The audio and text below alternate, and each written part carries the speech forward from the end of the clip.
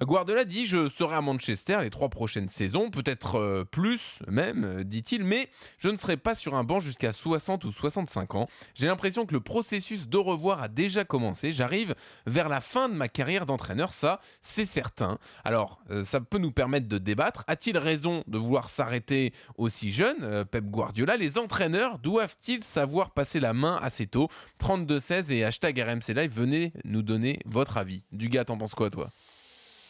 Écoute, il y a des exemples pour et il y a des contre-exemples. Voilà, je pense à Sir Alex Ferguson qui a fait toute sa vie. Je pense à Wenger qui va faire toute sa vie dans le football. Et c'est avec une réussite, il faut le reconnaître. Il y en a qui se sont arrêtés juste à temps. Je pense à Jupp Heynckes, même il avait aussi lui un certain âge aussi.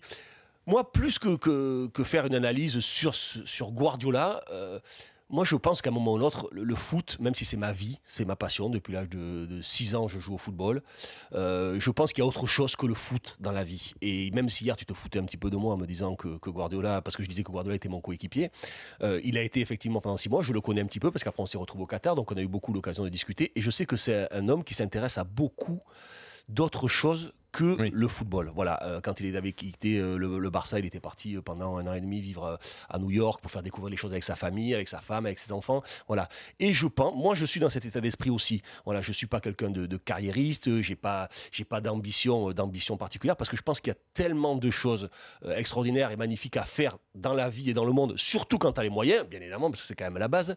Lui les a, et c'est pas le genre de personnage qui sera à quelques millions d'euros près, comme certains, et qui sont toujours dans une course effrénée à l'ego, à la reconnaissance. Voilà, Guardiola n'est pas comme ça. Et moi, je suis un petit peu comme ça aussi, même si ça peut paraître paradoxal, parce que je travaille dans les médias, mais je le fais parce que ça me plaît, parce que ça m'occupe, mais c'est pas le but de ma vie. Moi, le but de ma vie, il est aussi de partir, et comme lui, il est golfeur avec moi, c'est de faire le tour du monde des golfs. C'est pas Oui. de faire le tour du monde des clubs, pour moi, des radios ou des télés. Je suis dans cet état d'esprit. Donc moi, je trouve que Tu vas c'est plutôt... croiser Laurent Blanc.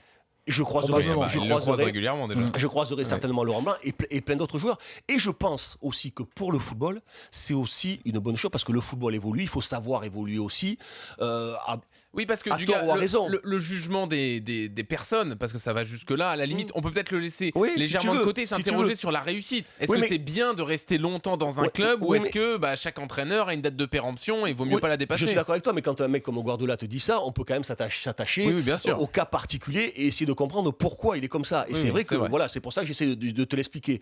Maintenant que les entraîneurs, il y a des avis pour, il y a des entraîneurs qui ont réussi en étant sur la durée et d'autres qui ont besoin de s'arrêter. Moi, je pense que la fraîcheur est capitale. Voilà, que ce soit en tant que joueur, il faut savoir éventuellement se renouveler, changer de club pour trouver de la fraîcheur. Je pense que les entraîneurs rester de manière aussi longue et perdre cette étroitesse un petit peu d'esprit que tu peux avoir. Le football, il évolue. Il faut savoir par moment ouvrir son esprit, avoir un avis différent, avoir un regard extérieur qui va faire que si ces entraîneurs-là sont capables de l'entendre, de l'écouter et peut-être de s'en servir, je dis pourquoi pas. Peut-être que tu prends quelqu'un comme Arsène Wenger, si cette année il gagne pas le titre et si sur les 10 dernières années là il gagne pas grand-chose, tu te diras peut-être qu'il aurait dû arrêter avant et qu'il avait peut-être plus l'inspiration. Je suis comme Roland Courbis, je pense qu'un entraîneur peut être en forme ou en méforme, peut être au bout d'un cycle, peut être en fin de carrière aussi parce qu'il a plus l'inspiration, parce qu'il a plus les mots, parce qu'il trouve plus la motivation pour lui ou pour ses joueurs.